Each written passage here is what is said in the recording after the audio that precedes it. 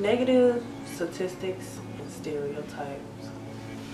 Nigger, slave, monkey, ignorant, wool-headed, less, beneath, Negro, segregated, worthless, useless, money to the white man, nigga. I love being black. You know, our strength, our knowledge. It was always intimidating to the white man. You know, since we were slaves, we were the money that came to the white man. We were the white man's prophet. The white man knew of our strength. That's why they kept us in chains and locked down to cross overseas for months, barely eating, surviving, living in your own feces. Strength, knowledge. Even as a slave, black people were very knowledgeable. They learned how to read and write in American English on their own. Even back in the day, the white man will only say that black men were only good for sports, for playing sports. You know, that was also the money to the white man, or working for little, building railroads and houses for little, working as slaves still, women being maids and taking care of the white man's children, breastfeeding them, made sure that there were meals cooked, prepared for their families. But yet they blame us for our mentality today. We are no longer segregated, but we do still have that segregated mindset. We unconsciously act on what our ancestors have instilled in us, both whites and blacks.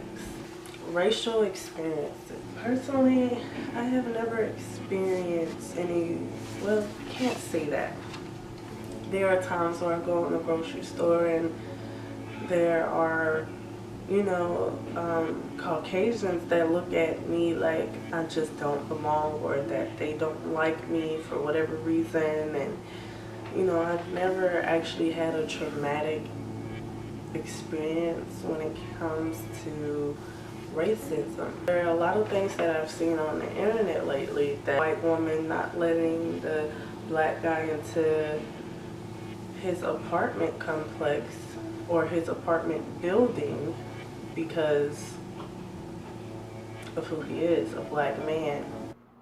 I live here and you're blocking the door. What unit? I don't need to tell you. Ma'am, you're not security. You're not the property manager. You're not Mike No, but Herman. I live here. Okay, and I live here too. You're All I'm asking is what unit? But you're not, I don't need to tell you that information, ma'am. If you want to come into my building. It's not your building. You're not the owner. Tolles eventually pushed his way in, the woman following him to his unit and calling police. I think it was race. I think it was age. I think it was the clothes that I had on because I had on a hoodie. And you see my keys in the door. I had to pull out my phone just because of the way society is. Oh, I want the cops here right now. The encounter is the latest viral video capturing questionable behavior as police are called on African Americans for seemingly no reason. Did I just send it to you? Non-charcoal grill, but not a charcoal grill. From barbecuing to babysitting while black. Got these little kids scared. This lady's following us. This encounter coming with consequences. The woman in the video has now been fired by her employer. I do not want to speak with you. Please stop following me. An unneighborly confrontation leaving fences unmended. Miguel Almaguer, NBC News. She says that she was married to a black man, but in reality she was in the process of getting a divorce from this black man, and she is currently with a Caucasian man. There was another incident where it was a young black boy who was in a grocery store with his mom, and this Caucasian lady accused him of groping her or grabbing her backside. Grabbed my Here, she said and that she my son decided said to that yell I'ma at stay here. So I'ma stay right here. security Let camera. me go. Don't say nowhere. Hold on. Let's make it go viral. Come on. No. Let me go. No, not her. No, I want the cops here right now. The white lady calls the cops on a black lady. I get it. What is your problem? I'm calling you out. You seriously just call the police on a child? Go. No, white lady, I will not. Okay, here it comes. It's coming up right now. Let me see Okay, it. look. Let's get the reaction of her face. Oh, that's young and your glasses was in? How about This is her waiting. That's her right That's there. right there. That's her. What am I doing? Where's the boy's hand? Where the hell is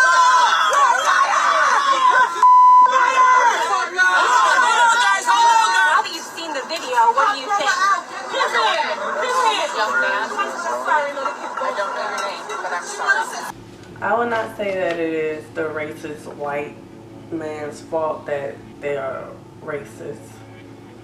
And I would not blame the black man for always being defensive when it comes to the white man. It is unconsciously instilled in us from our ancestors. But I will blame us for the change not happening. We are all knowledgeable of what's going on or what happened in our past. We're knowledgeable of our history, and it's up to us to change. But why is there not any change going on? Are we afraid to get along with each other? Are we afraid to love one another? Or do we just want to live like our ancestors? Was I always proud of being black? I have always been proud of being black. I have always been proud of my people. Women used to have babies standing up. How can I not be proud of who I am? Of course, when I was younger, you know, in school and everything, I would see how bad that we were treated, you know, how bad our ancestors were treated.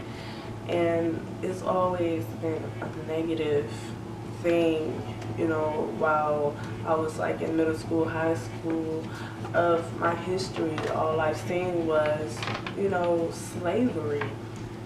You know, I didn't really see the good unless it was Black History Month. They introduced the inventors and the artists and Martin Luther King and Malcolm X, Rosa Parks, so on and so forth.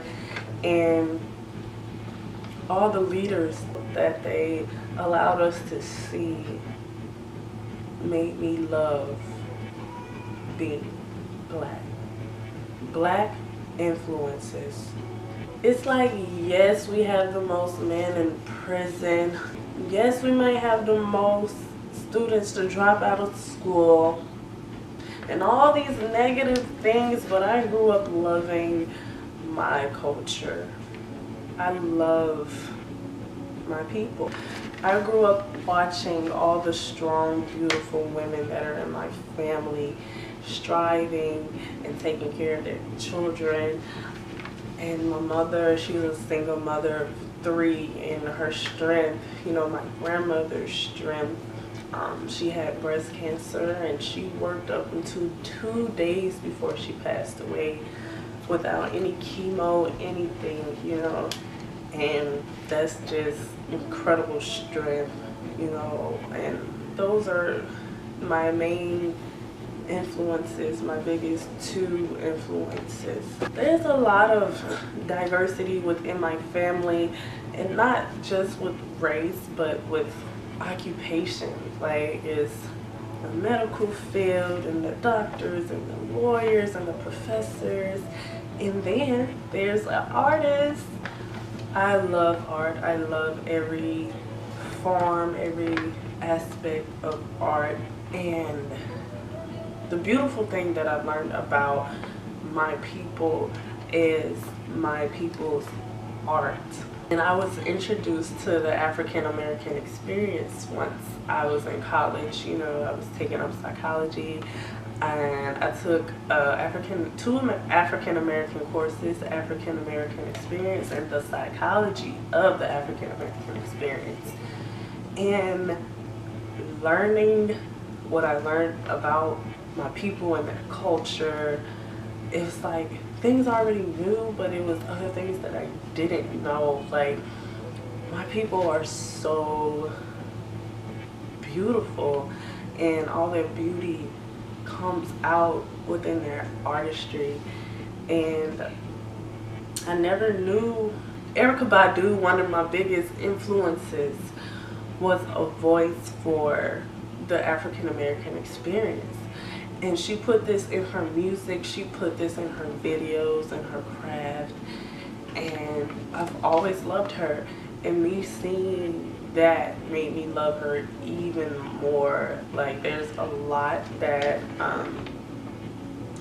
our people don't know that's not taught to us. But during the African American experience, there's so many writers, dancers, artists, actors, actresses, painters, every form of art, you know. And I've always looked up to a lot of these people that I have seen in the African American experience, not just Erykah Badu, but Maya Angelou, Langston Hughes, and so on and so forth. Like, it's a whole list, and it would take me all day. Nowadays, the people that influence me are, you know, anybody that is striving for greatness. It's like a new wave that's going on, and it's like a lot of chains of black-owned businesses, and that's just motivation right there. Like, I'm black, I can own my own business, I can be successful, I can be as rich as the white man. We have black presidents, black people running for government, black organizations, black nonprofits, black artists, black comedians, black designers. And now we're trending, you know, with hashtag melanin, hashtag black girls rock. I love all of that. Like, that, it's just beautiful, and you can see my energy change when we start talking about this, because it's such a beautiful thing to see my people come from where they came from to where we are now. You know, it's still a work in progress with, you know, our men going to jail and our women going to jail as well. You know, it's like we're all we know, but there are a lot of leaders out there that are changing who we are. I am not my hair. I am not this skin. I am not your expectations. I have to say, going natural was the absolute best thing I have ever done, because I just feel like a new woman. I feel like me.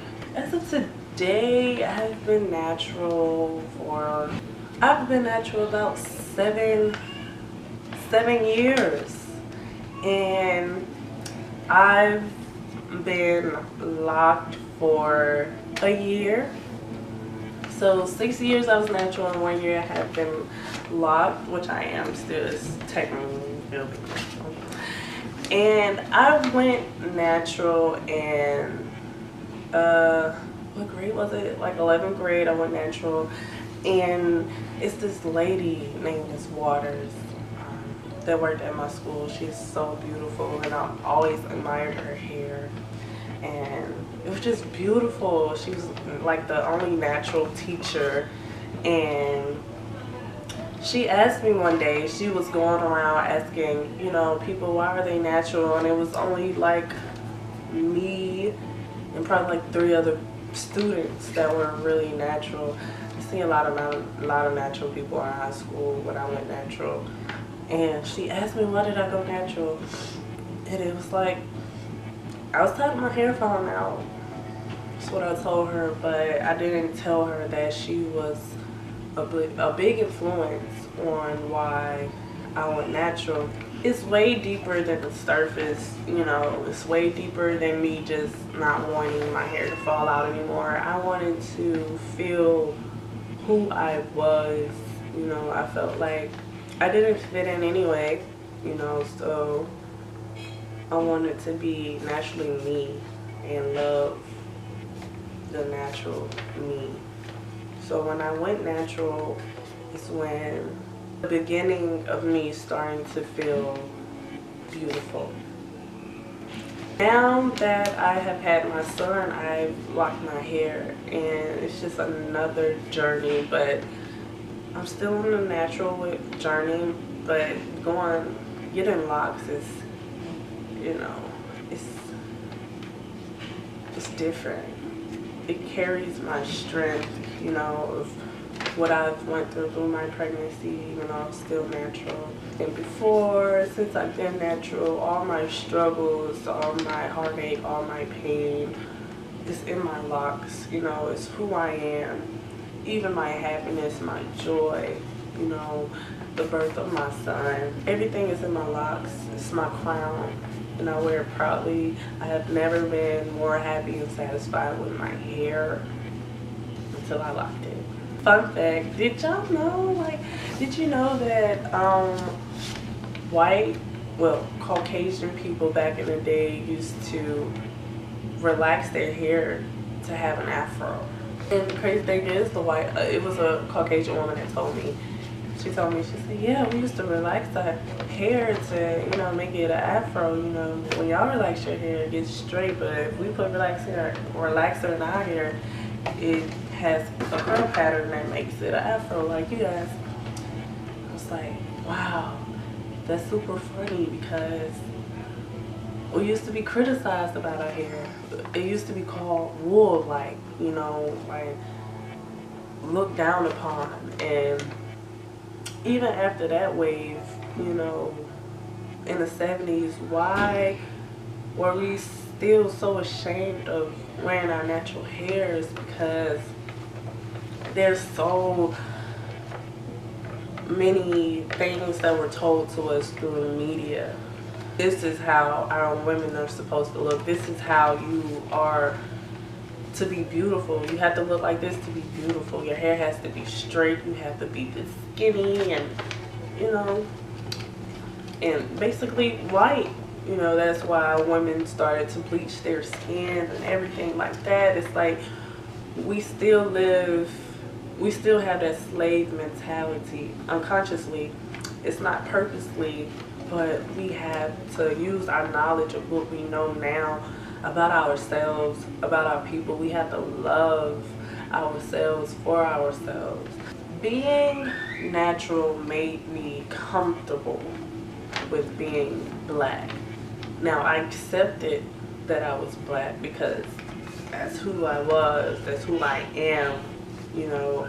But me going natural made me comfortable with myself, made me feel beautiful. Yes, I love my people. Yes, I love being black, and I love that my people are black, and I love the strength and knowledge and everything of my people. But I had to get comfortable with me, and going natural and being my natural state of my people made me feel comfortable with who I am, made me love who I am. I feel like as a whole, African Americans, or, you know, of African descent, have changed every negative stereotype that we had into something positive.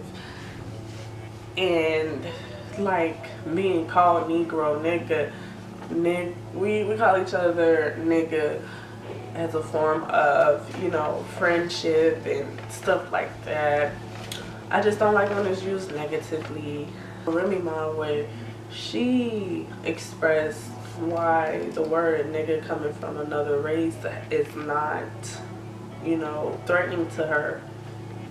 And I have to agree. People say it, when it comes to the word nigga or nigger or niggas or however you want to do it, I don't usually get offended, regardless of what your nationality is, if I don't feel like you're using it as a racial slur. I hear it so frequently. Culture, background. I know that I am African American on my mom's side, and I am Caribbean on my dad's side. My dad's side of the family is from St. Thomas, Virgin Islands. Even though I did not have my dad growing up, I am slowly but surely getting closer and closer to my family. In the little time that I did have my dad in my life, I am definitely love both cultures. My American culture, you know, my mom played Michael Jackson all the time, but no, she played 112, New Edition, Jaheim, you know, all the greats, like just all the greats. And did I say New Edition? My mom played all the greats in America. My dad played all the greats on the Caribbean side, the reggae side, and I love both. Like, it's who I am, it makes me me, and I love both of my cultures. Like, my favorite reggae song since I was a little girl has to be Everyone Falls in Love Sometimes. Hey, I don't know about you, but it ain't a crime. But no, for real, that's my song, y'all. I can't sing. Well, I can, but I can't. You know what I'm saying? I can hold my whole back. Don't judge me. But look at me. I love the art, the dance, the music, you know, hip hop, ballet, reggae, everything. I love the period that I grew up in. You know, the 90s was lit. It was lit. That's where all the good music was in the early 2000s, and the good dances from both sides of my culture. You know, my American culture and, you know, my Caribbean culture.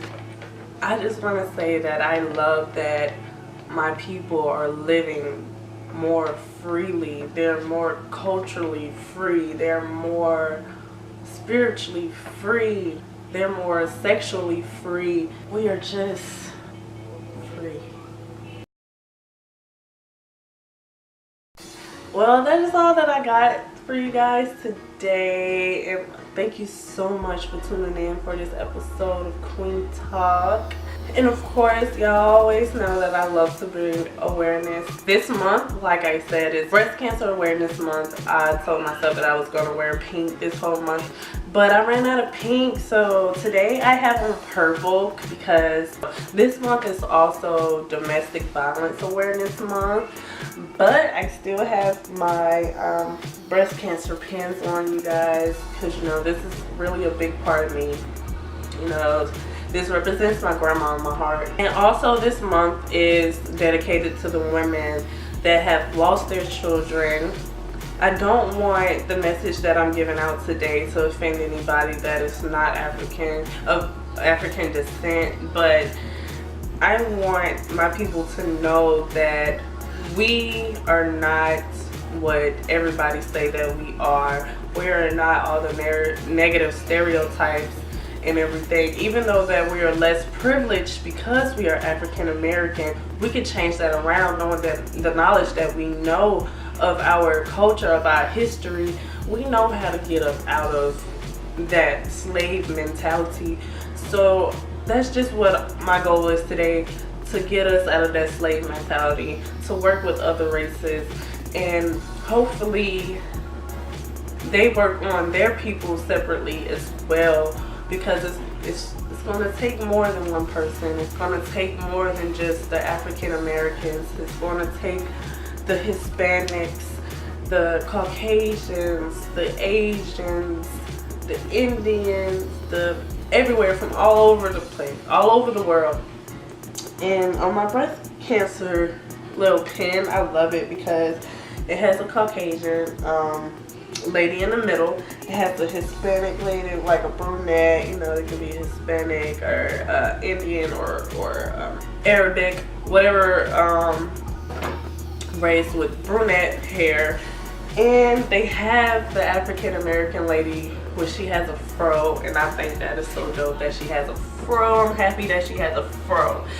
But that's all I have for you guys today, and make sure you follow all my social medias, like, comment, and subscribe to my channel. Please share this video, share any of the videos that you can relate to, that you know that somebody else can relate to as well. And until next time, you guys, I love you. Couldn't mess up my lipstick.